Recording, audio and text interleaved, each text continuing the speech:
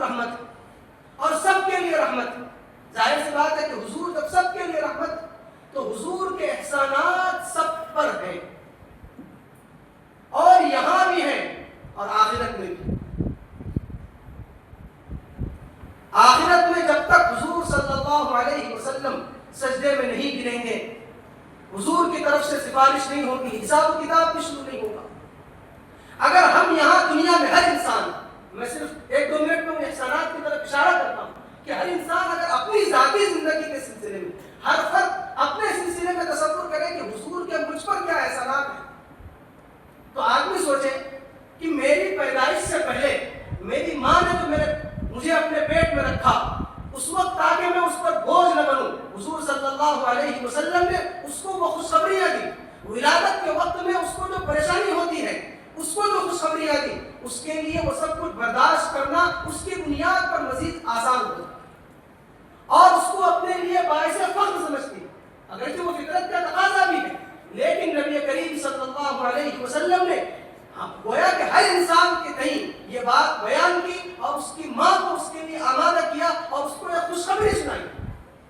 تو ہر انسان کے لیے وہ اتنا بڑا احسان, ہم اس پہلو سے اگر غور کریں کہ اس کی مغفرت ہو جاتی ہے مکمل. اگر اس وقت میں اس کو جان کو خطرہ ہے تو اگر خدا نہ خواستہ وہ یہاں سے چلی جاتی ہے تو اس کو شہادت کا درجہ دیا گیا. ایسے ہی اس دنیا میں پیدا ہوتے ہی ہماری ذمہ داریاں دوسروں پر ڈالی گئی اور ہماری صحیح تربیت ہو, ہم غلط رخ پر نہ چلے جائیں, تو پہلے ہی اس دنیا میں آتے ہی نبی کریم صلی اللہ علیہ وسلم نے ہمارے متعلقین کو گویا کہ یہ ہدایت دی کہ اس دنیا میں آتے ہی اس کے کان میں اذان اور اقامت کہی جائے تاکہ وہ صحیح رخ پر چلے. اس کے دل و دماغ میں سب سے پہلی محبت اللہ اور اس کے رسول کی. اگر کوئی یتیم ہے تو نبی کریم صلی اللہ علیہ وسلم نے اس کی عظمت اس طور پر کہ جس گھر میں اس یتیم کی پرورش ہوگی وہ گھر سب سے اچھا ہے. اس یتیم کے سر پر جو محبت سے شفقت سے ہاتھ پھیرے گا تو اس کے ہاتھ کے تلے جتنے بال آئیں گے اتنی نیکیاں اس کو ملیں گی. اس طریقے پر اس یتیم کو جو کہ لوگوں کی نظر میں گر سکتا تھا اس کو لوگوں کی نگاہ میں اٹھا دیا, اس کو منظور نظر بنا دیا. اس پہلو سے تصور کریں کہ حضور کے احسانات کس پر کس قدر تھے. اگر کسی کی پیدائش بچی کے طور پر ہوتی ہے, لڑکی کے طور پر ہوتی ہے, تو وہ لڑکی جو زندہ درگور کی جا رہی تھی, اس لڑکی کی پیدائش پر خوشی اور اس کی صحیح تربیت, اس کی پرورش پر جنت کی خوشخبری دے کر اس کو صرف زندہ درگور ہونے سے نہیں بچایا بلکہ اس کو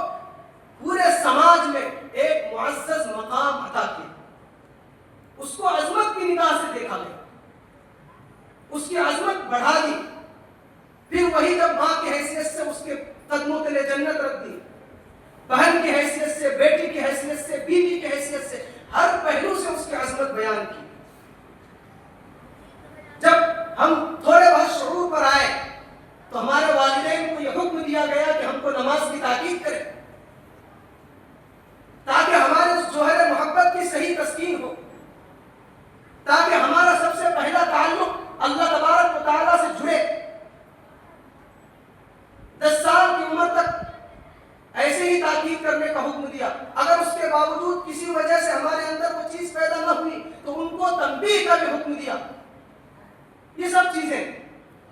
پھر بچہ رہتے ہوئے بڑوں کو یہ حکم دیا کہ وہ ہمارے ساتھ محبت اور شفقت کا رویہ رکھے اور اس کو ایمان کی مسلمان ہونے کی علامت قرار دیا. کوئی انسان بڑا ہوتا ہے تو چھوٹوں کے لیے اس کو اتنا محترم بنا دیا کہ اس کے لیے یہ بتا دیا کہ اگر تم بڑوں کی عزت نہیں کرو گے, اس کی عظمت تمہارے دل میں نہیں آئے گی, تو گویا تم مسلمانوں میں سے نہیں ہو,